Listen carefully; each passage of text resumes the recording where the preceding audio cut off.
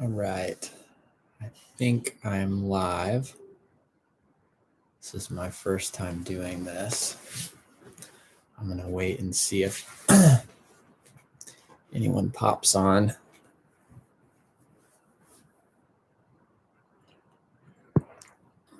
So it looks like one person is on. Whoever you are, I don't know how this works, so I'm still figuring out. If you could give me a thumbs up or say something on the chat that the audio and video is working, that'd be awesome.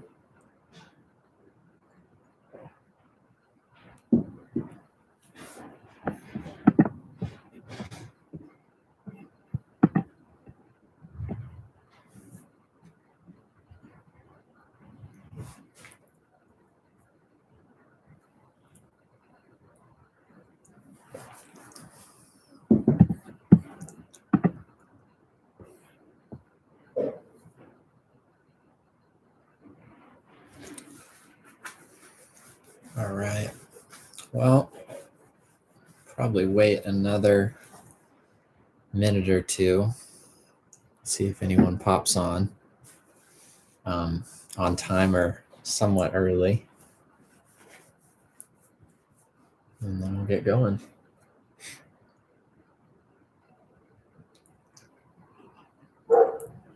Whoever it is that's on, if you can figure out how, respond in the live chat and just say hello so I know who it is.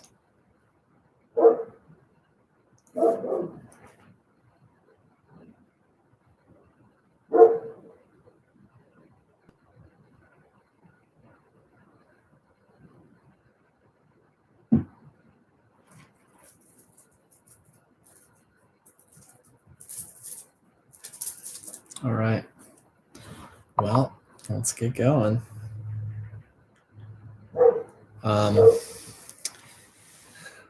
It is, I don't even know what today is. It is Thursday, June 25th, and I am up in Port Orchard in Washington and starting this little perspectives video out. Had an idea. This was a couple weekends ago while I was doing a self-guided meditation retreat to do this, and have been stalling for the last few days, and finally have made the time to sit down and start it. Hopefully it will eventually be in the morning time. The kind of plan is to do it in the mornings around 9 a.m. This time, Washington time, and have a nice little long meditation sit before, and make some coffee, and then sit down. And I reached out to a bunch of people and asked for some topics, and I got a lot of topics I'm excited to talk about. Some that I don't know much about, so that'll be even more fun. But I have all the names of the people that gave me the topics in a hat, and I'll just pull a name out of the hat and then go to the list of people and pick out a topic. And if it goes really quick and I don't have much to say, maybe I'll do 2 or 3. But the kind of vision is to create this opportunity for me to reflect on my perspectives about things at 33 years old, and kind of be able to have a thing to go back on and look at how my perspectives on things have changed, and even how I communicated about them, and to do it more spontaneously, instead of coming in with a full mind, to create a kind of beginner's mind atmosphere and then just see what comes up. So I will start. Let's see if there's anything else I wanted to say about that. Yeah, I'm not really sure if this will turn into anything other than me creating these series of videos and doing them live. If people want to get on and interact. If you are watching this live or later and you have any more topics, you can put them in the chat or you can just text them to me and I'll add them to the list. And I'm thinking I'll do at least 20 to 30 of these and see how it goes. And if it seems like something that's worth keeping on doing, I'll keep on doing it. But yeah, that's the thought. And please feel free to comment on the live feed.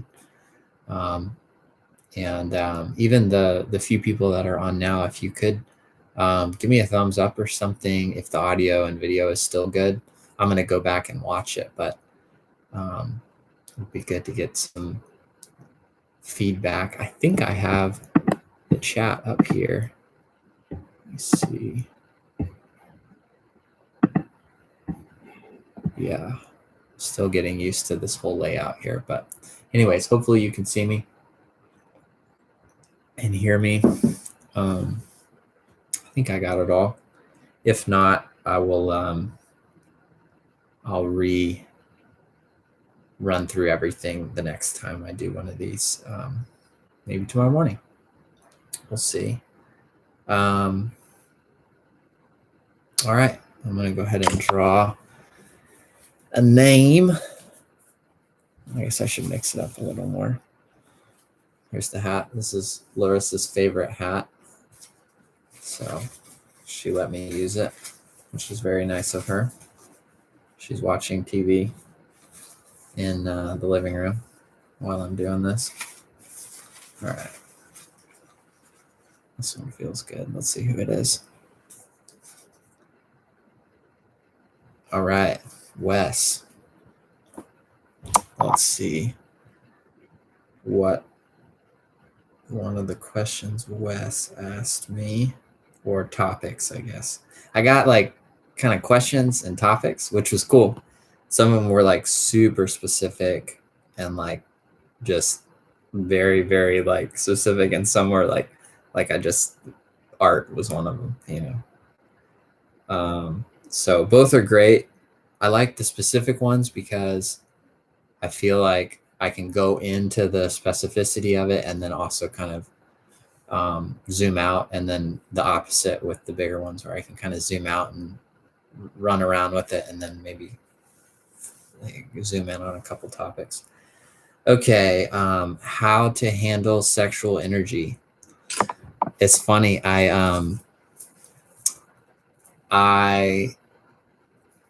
before you do these videos, they ask you if it's for kids or not for kids. And at first I put that it was for kids. And then I realized some of the topics that people gave me like had to do with drugs and sex and rock and roll and the whole nine. So I didn't put like an age restriction on it, and hopefully I'll be pretty respectful and wholesome to a certain degree with how I talk about these things. But yeah, it's funny that that's the first one that came up.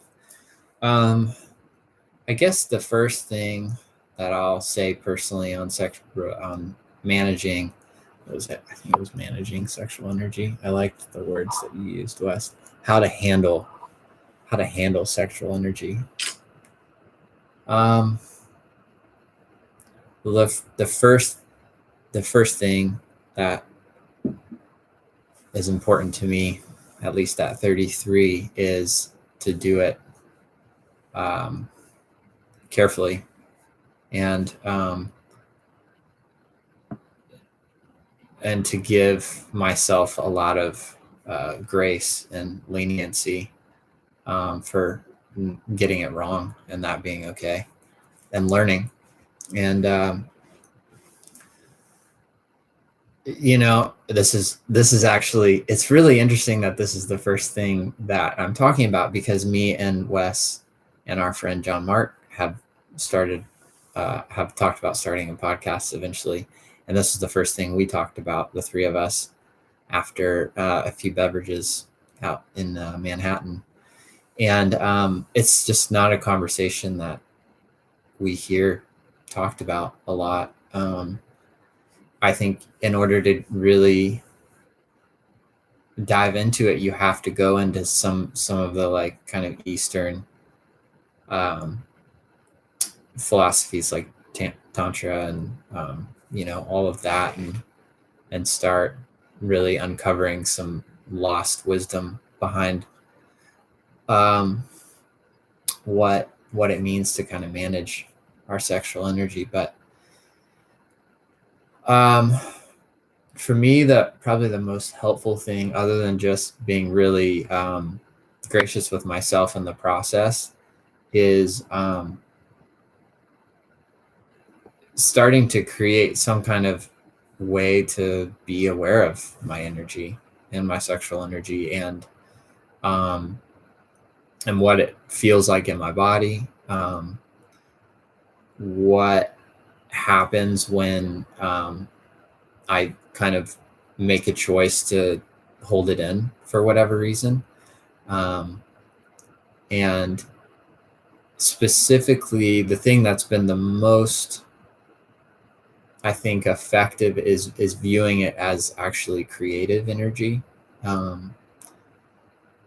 And I think it's super obvious in the sense that, like, a lot of the way that we're designed, at least to some degree. I mean, there's a lot of thoughts of this when you get into get outside of just kind of a heterosexual relationship. But a lot of those things, without that energy, we wouldn't have kids. We wouldn't procreate. And so even in a basic level, it's used a lot of times for that. And my experience has been that when I take that energy that I have and channel it into creative areas, it's a really beautiful thing.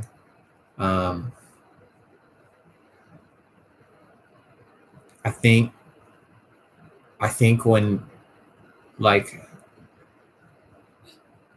I think when we start to get into the extremes of not having any kind of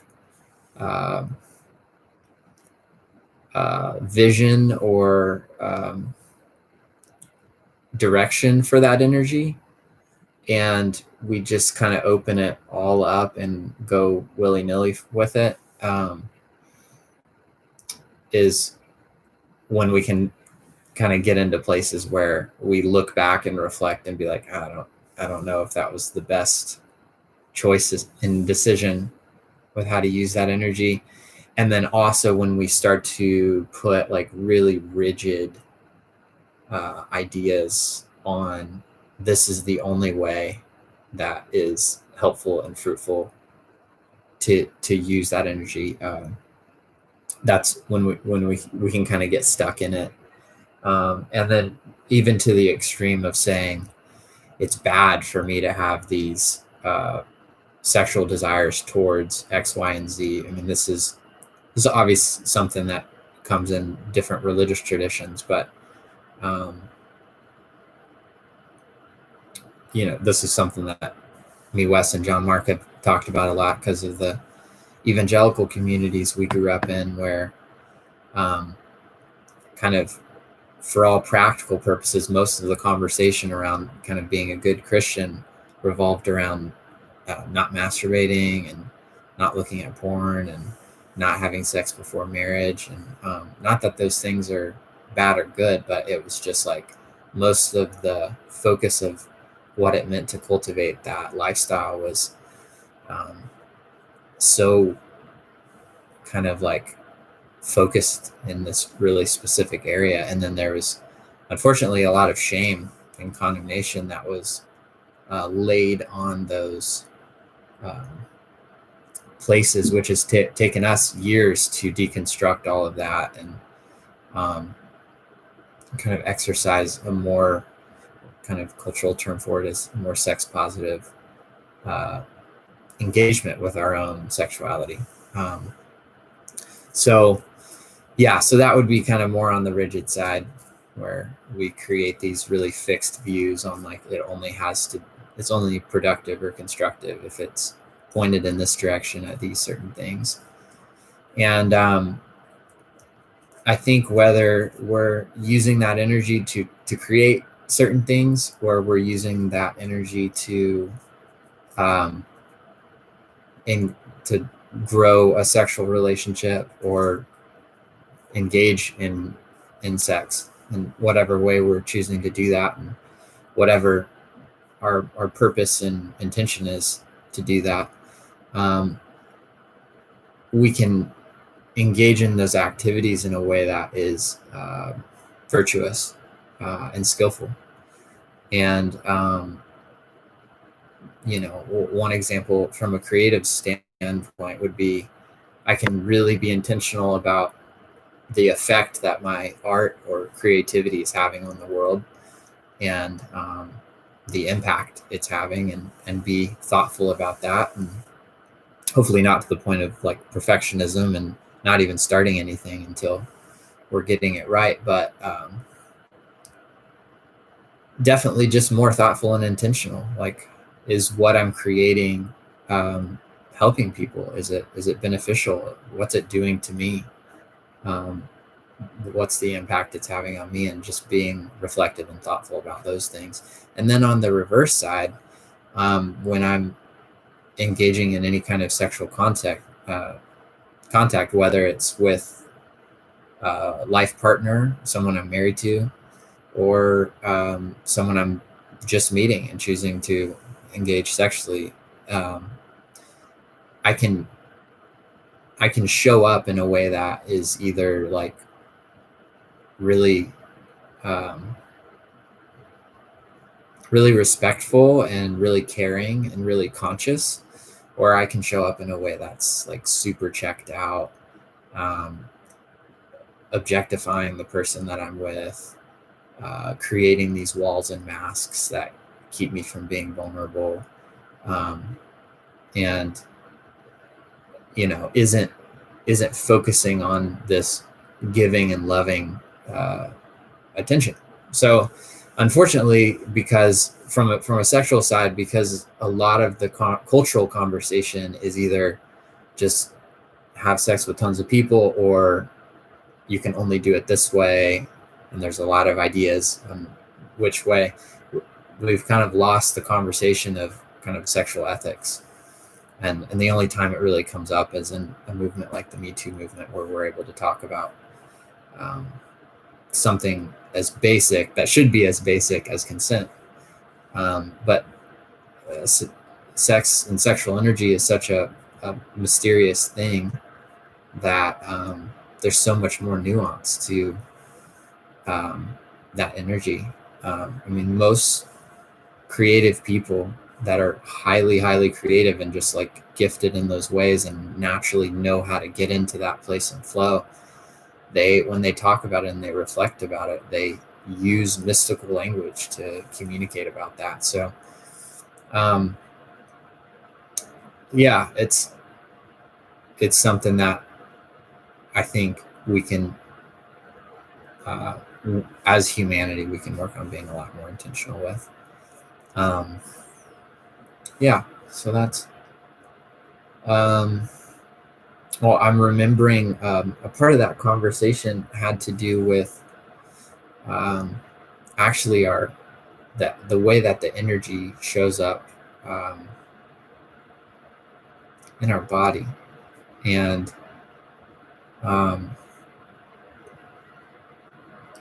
I kind of shared this story. I did. I shared this story about when I was working this job, and I started just showing up and being really present in this retail job. And I didn't have any like intention or purpose other than to just be myself, be as like joyful and loving as possible, and just be present in that interaction that usually when you go to grocery stores or certain places, like a lot of the people you interact with are just kind of going through the motion. And because we have a type of capitalistic economy that can just be very like, I give you this, you give me this back, and that's it. And it's just very transactional. And so I was trying to shift that whole energy into like just saying hello and being mindful of the person in front of me, even though I was, interacting with sometimes, 50, 60 people a day, maybe more sometimes. But what ended up happening was the more I showed up, I started having these experiences where I wouldn't go into my imagination with like kind of imagining what a sexual exchange would be like with these people, but I was starting to feel the flow of sexual energy and what that felt like between men and women. It wasn't it was probably majority women, because the majority of the women that would come in would just be more open to showing up in that space. But I started being able to kind of feel that out and realize that that was a really normal human experience, that there was constantly this kind of invisible flow of energy that was very generative, and to me it wasn't it wasn't sensual. There wasn't a like an immediate movement towards fantasy or anything like that. And a lot of that probably had to do with this like really intense programming of like shame around that. But what ended up happening was me opening up to an experience with sexual energy that was way outside of the box that I had grown up with. And for me, it was very creative. It wasn't personal. I wasn't most of these people I never even saw again. Some would be return customers, but it was just this way for me to create a moment with these people that was generative, where we both were able to leave that experience with more life and vitality. So it's kind of hard to talk about without kind of making jokes about, or, we definitely had a lot of laughs between the three of us about that and a number of other stories. But yeah, I think that was the first time where this whole idea of sexuality and sexual energy was kind of taken way outside of the box that it had been in. And I realized that this was something that was much bigger and less heavy, I guess. There was a lot of heaviness around it growing up. And so I was able to actually take a lot of that heaviness off after that and start to explore it with intentionality, and kind of feel a freedom to do that. So yeah, I think that's probably good for that. I talked about it for probably 20 minutes. If anyone has any questions, hey Leilani, thanks for giving me the thumbs up on the sound. Or if there's anything that I said that was unclear and you want to put it in the live chat, please feel free.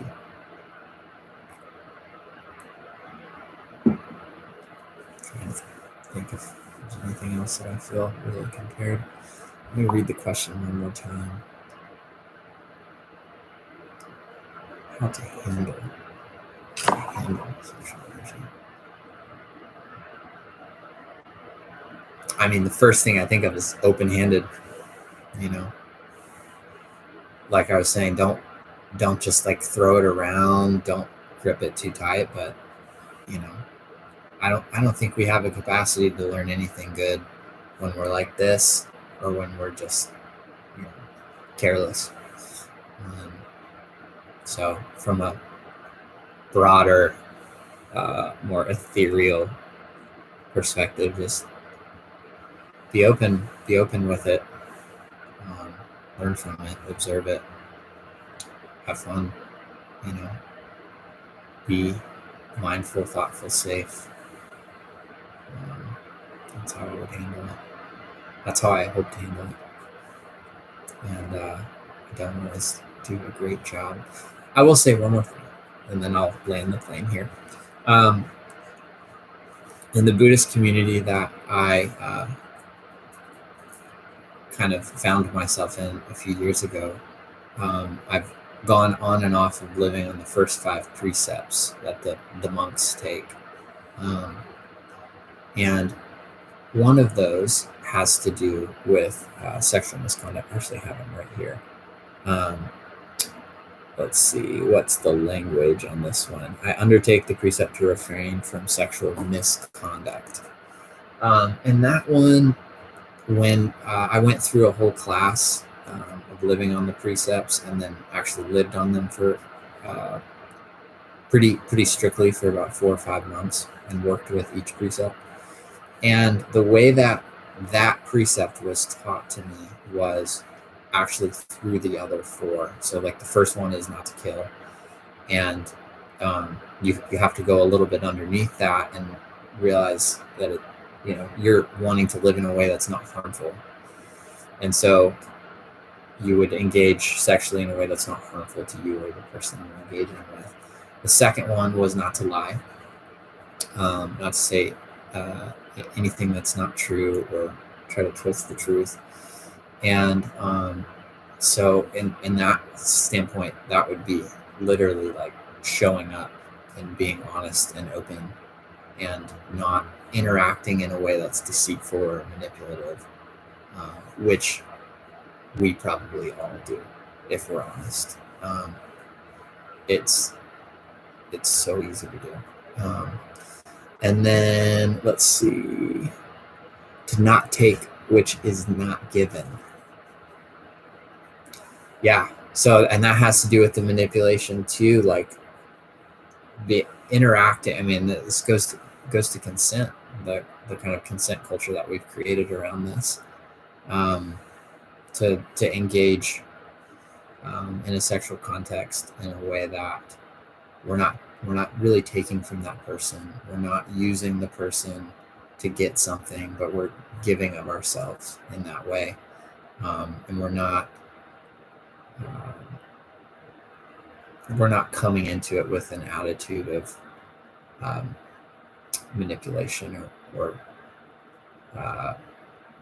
engaging in a provocative way that's trying to lure someone into an experience that they may not want to be in. So that would be one. And then, oh yeah, and then I'll read it. Undertake the precept to refrain from consuming intoxicating drink and drugs which lead to carelessness. And so you could obviously go super literal and say, well, I'm just not going to drink and do drugs while I have sex, or engage sexually. That could even be you could take the sexual misconduct not just in a sexual sense, but also in kissing and holding hands and any kind of physical contact can be understood as sexual. So also not engaging with the act of sex with the purpose of becoming intoxicated. So I think one of the most challenging things that we may be facing right now as a culture, at least in America, is how to engage with sex in a way that isn't an addictive nature, where we're not engaging sexually to kind of numb out or cover up or escape our reality, but trying to figure out what does it look like to actually move into that experience in a way where we're super present and we're fully showing up, and that's super vulnerable, which is why I totally understand that that's not happening. But so that's the idea that it's framed from the 5 precepts. Would be moving away from sexual misconduct, and the way to work with the precept where you're not having to just not have sex and not masturbate, but being mindful of, okay, why am I doing this? How am I doing this? How is this affecting me and the other person? Being willing to be reflective in those ways. Yeah, I'll land the plane there. Blake said, what specific concept are you working on accepting or reforming your outlook on? And in what way? Oh, cool. I will add that to the list. I thought it was having to do with the topic of managing our sexual energy. I'm wondering if I can relate it to this topic. Oh, we got 30 minutes.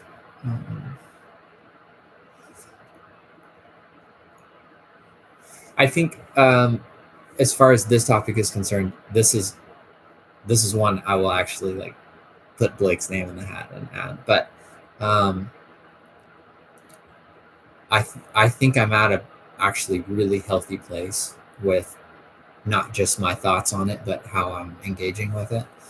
And it's very important to me. I think in the past it was just this like dualistic, don't do this, do this, do it this way, don't do it this way.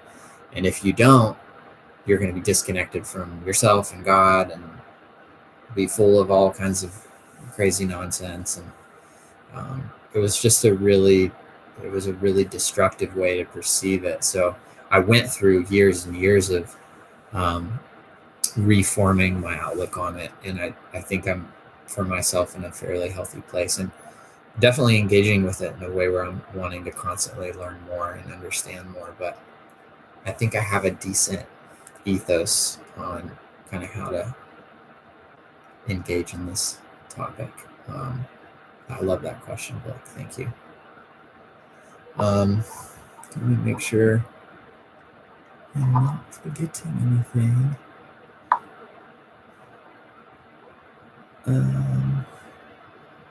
Oh yeah, I was just going to open it up for questions. It looks like there's 3 people that are still on, 33 minutes into it. So if y'all have any questions on that topic specifically, or something that I communicated that wasn't super clear, let me know.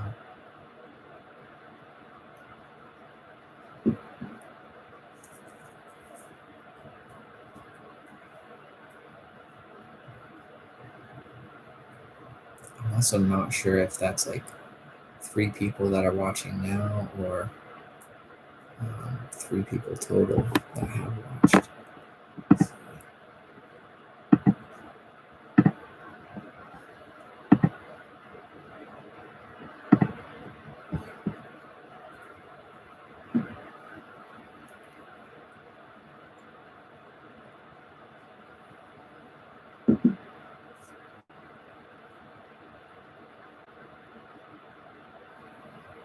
All right. Well, if you were on this one, I am fairly certain that it was because you got a text from me.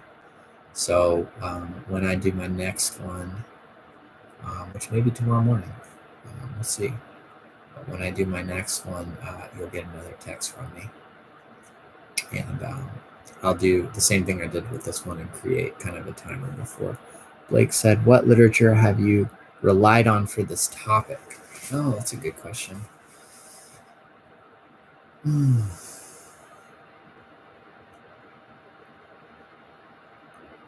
Literature.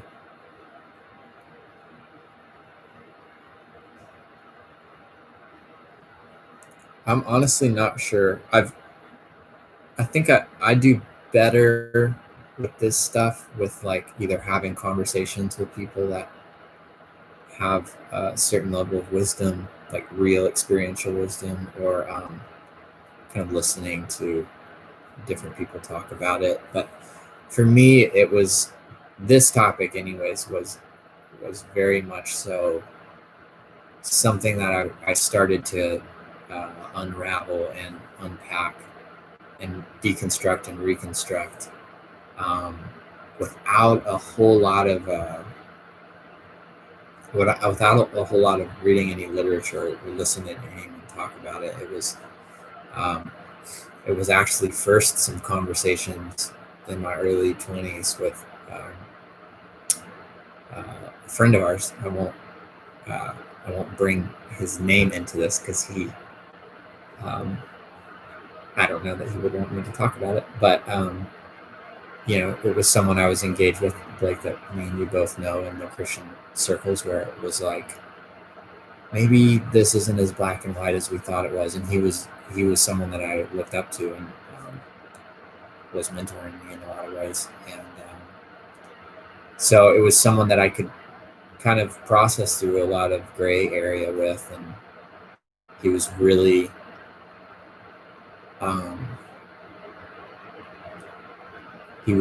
good in not giving me tons of answers and constantly asking me the right questions to kind of move through this and process through it. And then it was just a lot of questions with friends. It was processing through this with close friends that I knew cared about me, like you, Blake. And I will say now that I've gone through this, there's a lot of amazing literature on Tantra. And I think the elements that we can get through, not just like tantric sex and getting into that, but like understanding the kind of root ideology behind Tantra, which is basically just being very mindful in your sexual experiences. I think those translate 100% into our creative life. And so you can, once you boil it down to when you get into this literature, to kind of the root idea of it, you can translate it to your creative elements in life and cultivate a real expansive quality of mindfulness around your creative process and around what you're doing when you're creating and how you're preparing for that creative process, and the conversations you're having with yourself beforehand and after, and how you're being with yourself while you're creating. All those, I mean, even the 5 precepts, it's really simple kind of, how am I engaging with my creative process, and how am I talking to myself about what I'm creating and valuing what I'm creating, and all those things. So yeah, I would say that's probably, from a writing standpoint or literature standpoint, that would be the place I would kind of encourage anyone to go the most, because I just feel like it's pretty clean of a lot of baggage. Yeah, love you, dude. Cool. Well, I'm gonna land the plane there. Wherever you're at, Blake, I know you're on the East Coast. I hope y'all have a wonderful night and enjoyed this to a degree. I enjoyed it. I look forward to doing some more of them. And if you have some topics, send them my way. And I'll talk about them. Okay, love you. Bye.